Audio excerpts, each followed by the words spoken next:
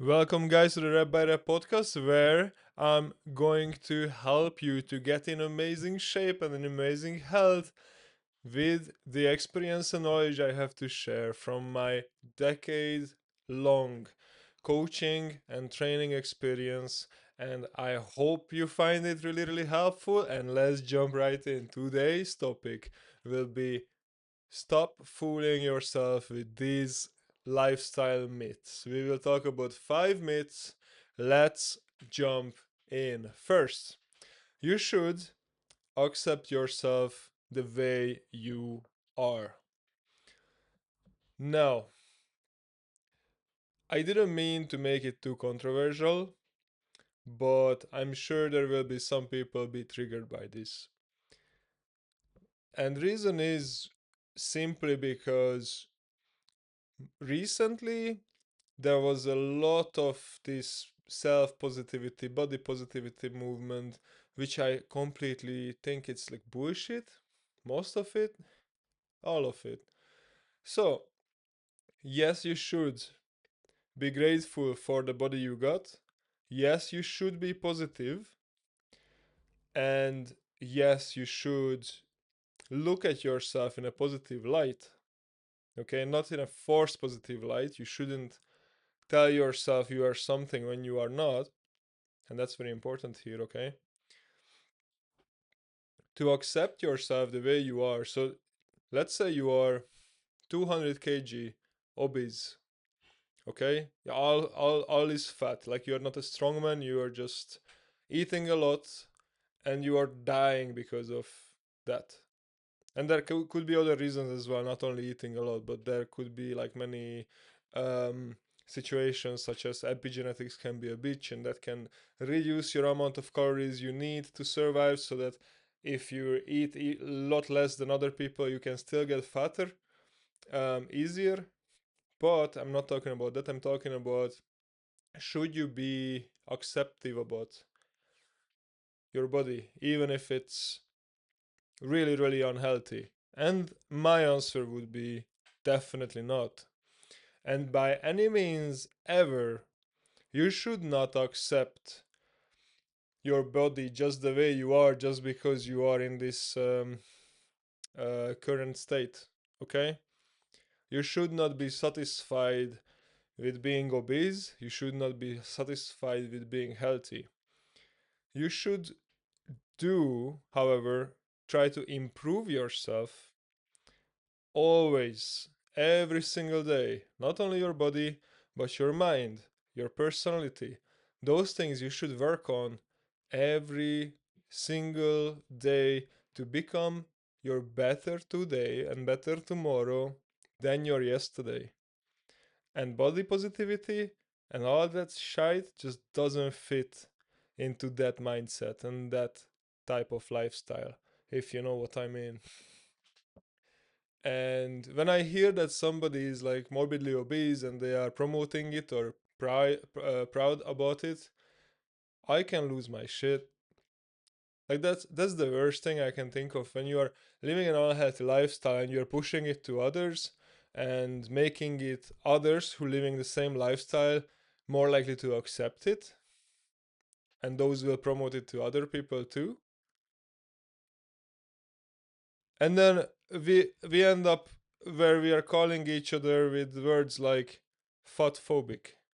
Like fuck you. Yes, I'm fat phobic. Fat is bad for you. Get rid of it. It's as simple as that. Now, let's move on to the next one. Sitting wrong ruins your posture. Yeah, right. So, yeah, like you imagine you stay in a certain position for prolonged period of time. I mean, not it's not like you should stay 24 hours in the same position. You will have some stiffness after that, yeah, for sure. But that you have to always, like a military personnel, lay down the rules to always sit in a certain way and then always sit like this, and then you should keep your arm in a certain way and everything, and you should stick to that for all day, every single day. I call that bullshit. if you are fit, if you're a fit person, if you're taking care of your body and posture with exercise, and your muscles are working and your body is working and it's functional, it doesn't matter how you sit. It's just not going to matter because your muscles are in the right order, right place. They are developed, they are keeping you fit and healthy. If you're sitting wrong for an hour, it's not going to magically break your back. Just not. It's not how it works, guys.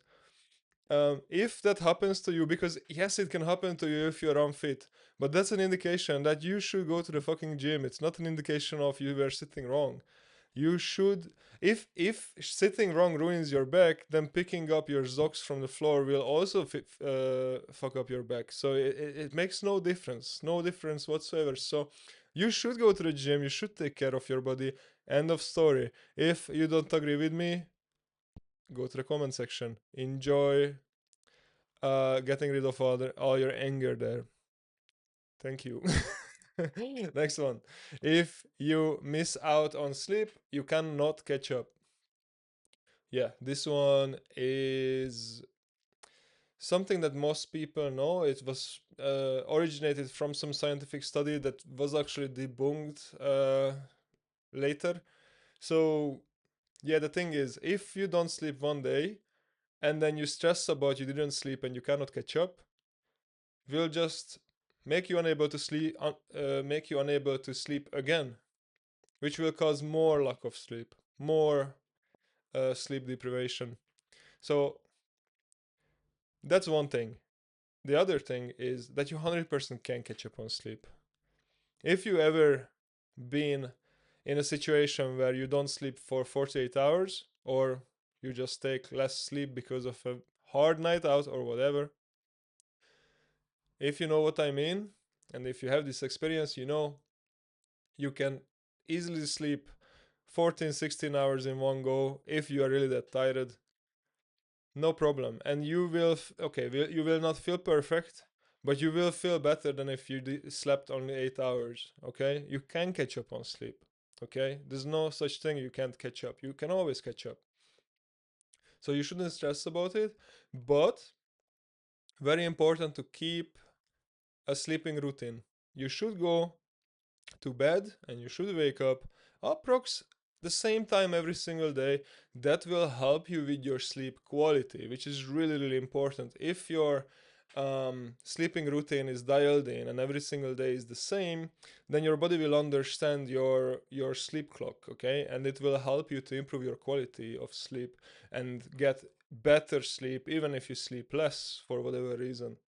So that's very important, because you can, if your sleep time and wake up time is every day different, your sleep quality will be ruined so much so that even less sleep with more routine would make more sense. Because if your quality is off, if your sleep cycles are not dialed in the way they should, you're just not going to receive the amount of sleep you need, the amount of deep sleep, light sleep, REM sleep. Okay, so it's really important. So um let's not stress about sleep any longer and let's move on. Metabolism slows as you get older. This is well known, and people are tend to um think that it doesn't matter what they do, their metabolism will slow as they get older, and they get fat anyway as they get older, so they actually shouldn't do anything about it because it's biology. And that's a trap, guys, because if you think that and you give up on even try to fix it, um, that's just going to cause the problem to be actually real when it's not actually.